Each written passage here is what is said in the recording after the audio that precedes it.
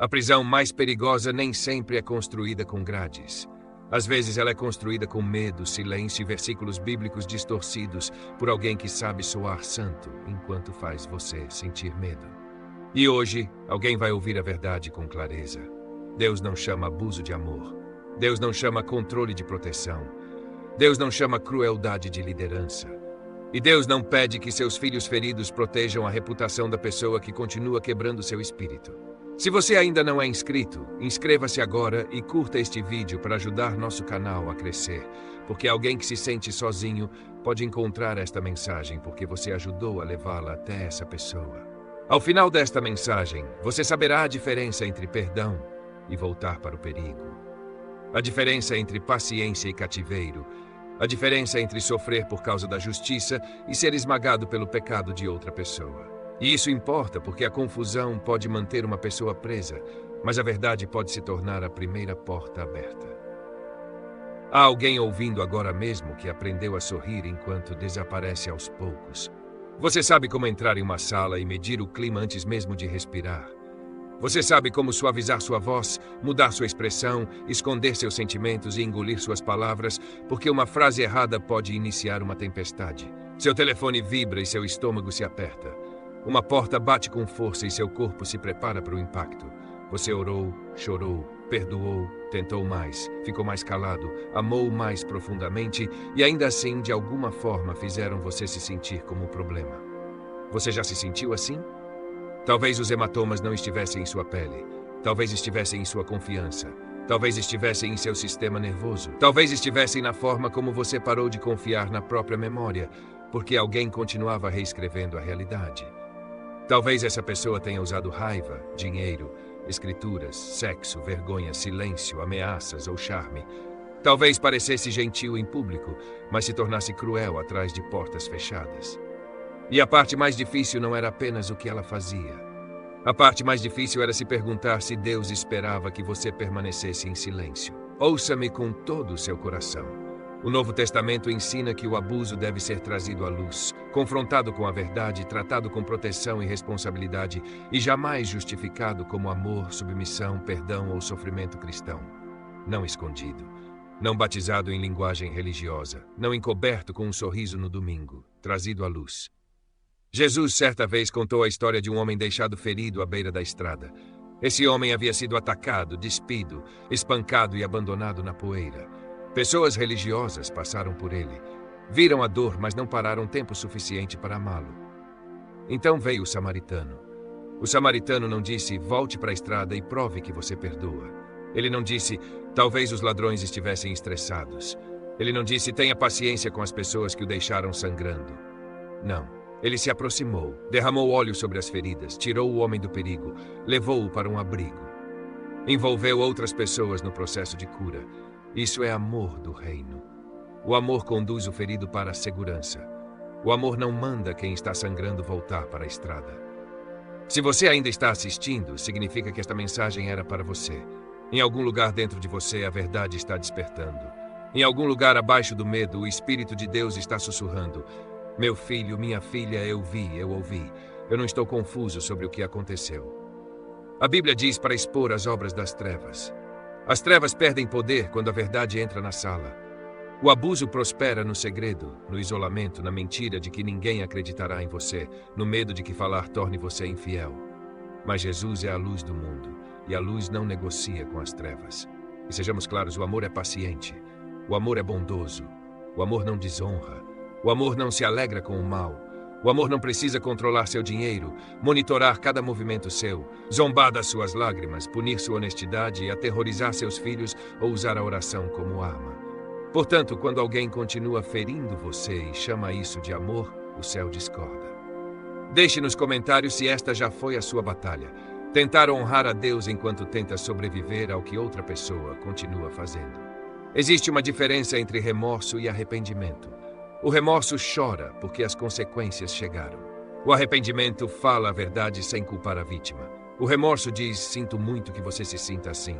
O arrependimento diz, eu pequei, eu feri você, vou buscar ajuda, vou aceitar responsabilidade e vou parar. O remorso quer acesso rápido de volta à sua vida. O arrependimento aceita que a confiança precisa ser reconstruída lentamente, com segurança e com frutos. Lágrimas nem sempre significam transformação. Promessas nem sempre significam mudança. Um versículo bíblico na boca não apaga um padrão de vida. Até Jesus se afastou quando uma multidão tentou lançá-lo de um precipício. Paulo escapou de uma conspiração violenta sendo baixado por uma abertura em um muro. Eles não eram sem fé, eram sábios. Sair do perigo não é covardia. Às vezes, sair do perigo é obediência com sapatos nos pés. E é aqui que alguém precisa voltar a respirar. O perdão é santo, mas o perdão não é a mesma coisa que acesso inseguro. O perdão pode acontecer em seu coração enquanto os limites permanecem à sua porta. O perdão entrega a vingança a Deus. Ele não remove as consequências da pessoa que feriu você. O perdão pode libertar sua alma, mas a sabedoria ainda protege seu corpo, sua mente, seus filhos e seu futuro. Se você está em perigo imediato, procure ajuda de emergência agora. Se crianças estão em situação de risco, busque a proteção adequada. Se você está sendo ameaçado, controlado ou ferido, procure apoio especializado, um pastor confiável, conselheiro, defensor, mentor ou uma pessoa segura. Não enfrente o perigo sozinho apenas para provar que é corajoso. Sabedoria não é fraqueza. Segurança não é egoísmo. Verdade não é traição.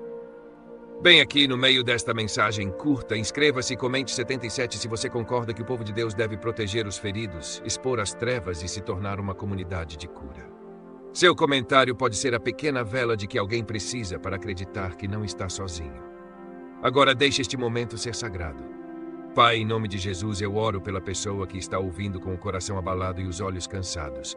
Oro por quem foi culpado, silenciado, ameaçado, controlado ou levado a se sentir pequeno. Cerca essa pessoa com segurança.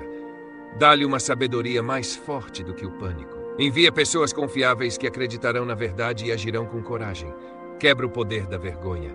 Restaura a clareza onde a manipulação criou confusão. Ensina a diferença entre amor e medo, entre perdão e acesso inseguro, entre paciência e cativeiro. Conduz essa pessoa um passo de cada vez para a proteção, a cura e a paz. Amém. Agora aqui está o seu próximo passo. Não 10 passos. Não o futuro inteiro, apenas um passo fiel. Conte a verdade para uma pessoa segura.